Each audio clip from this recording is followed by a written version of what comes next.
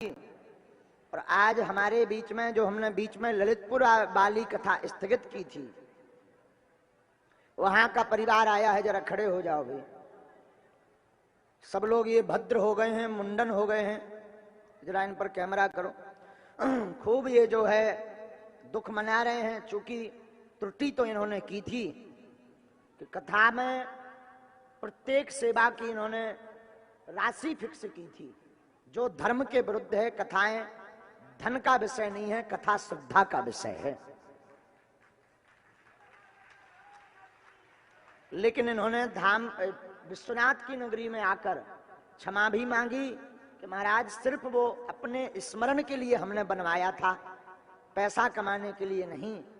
क्षमा मांगी है तो भाई भूल तो बड़ी की है, इसलिए इस प्रायश्चित में हम यही कहेंगे कि आप अपने नगर में जाकर एक बार बैठक करो और सबको अपनी हकीकत बताओ कि जो धर्म विरोधी लोग हैं उन्होंने आपकी झूठी मिथ्या पोस्ट को वायरल किया है, वो प्रेस वाले ने बनाकर रख दी और इन्होंने अपनी जानकारी के लिए उसको बनाया था। ये भूल इन्होंने स्वीकार की और फिर उसके बाद धर्म विरोधी वाले लोगों ने उसको पोस्ट किया, जिससे धर्म जगत को, बड़े बड़े संतों को और बागेश्वर धाम पीठ को बड़ा आहत पहुंचा। हमारे मन को बड़ी खिन्नता हुई। पर ललितपुर नगर अगर आपको क्षमा करता है तो हमारी पीठ पूर्व में ही आपको क्षमा कर चुकी है, क्योंकि गुरु का उद्देश्य सिखाना है, ना कि दंड देना है। आप सब हमारे हो और भविष्य में फिर कभी अगर सतमार्ग पर चलोगे, जब बालाजी की प्रेरणा होगी, तो जो पत्रकार महोदय की हमें एक बात बहुत अच्छी लगी, ललितपुर उत्तर प्रदेश का एक ऐसा जिला है जहां हम गए नहीं, पर हर मंगलवार आज भी 40,000 भक्त उस जिले से आते हैं। अभी रुकिए, एक माइक पहुंचाइए पत्रकार महोदय के पास। माइक भेजो वहां पर।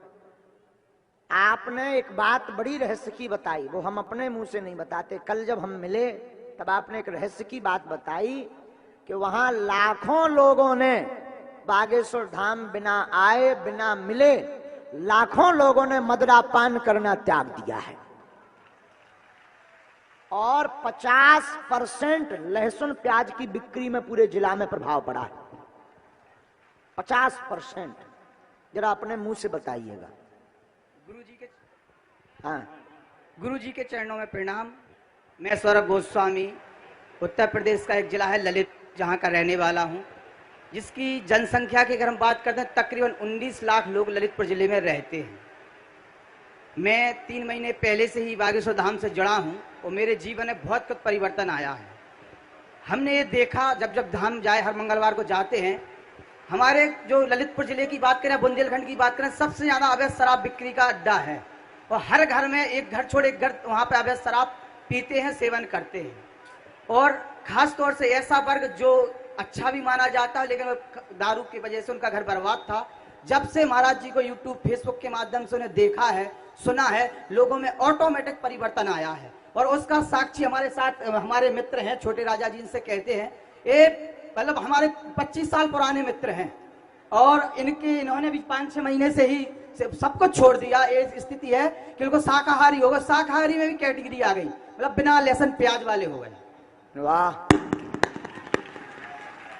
और ललितपुर की कथा की अगर हम बात करें तो ललितपुर में अगर कथा का आयोजन हो रहा था तो हम लोगों ने दिन रात मेहनत की और 1-1.5 महीने से लगे थे। और आप यकीन मानिए, जो हम लोगों ने कार्ड छपवाए थे, 50% कार्ड वितरित हो चुके। कोई नहीं, अब आप जाकर ललितपुर में सबके साथ कुछ लोगों ने जो गुरु जी हमारी सुनो, ललितपुर जाओ और सबको बैठाओ। जो त्रुटि की है वो तो की ही है, पर उसकी हकीकत साक्ष्य सबको बताओ। व्यासपीठ की तरफ से अगर वो लोग कह देंगे तो क्षमा है। गुरु जी की प्रणाम। वो पुनः ऐसी त्रुटि ना हो, ये हमारा आदेश है। बालाजी सरकार की, बागेश्वर बालाजी की। क्योंकि है तो हमारे, अब इसके अलावा क्या कहोगे। उन्हें अपनी भूल पर प्रायश्चित है और उन्होंने वो भूल कोई ऐसी नहीं की, उन्होंने वो बनाए थे अपने आपस के लोगों को सेवा देने के लिए, पर उसको जो है लेकिन था तो गलत, वो भी नहीं बनाना था। श्रद्धा से कोई करोड़ों दे जाए तो बात अलग है, पर मांगना धर्म का काम नहीं है, हमारा काम तो नहीं है। हमारा तो सिद्धांत है कि हम मांगेंगे नहीं। इसलिए आप लोग ये जो हमने आज्ञा दी है, ये व्यासपीठ की मर्यादा की आज्ञा है। आशीर्वाद विराज जाओ। इसके बाद आचार्य जी की वाणी का आशीर्वाद लेंगे और फिर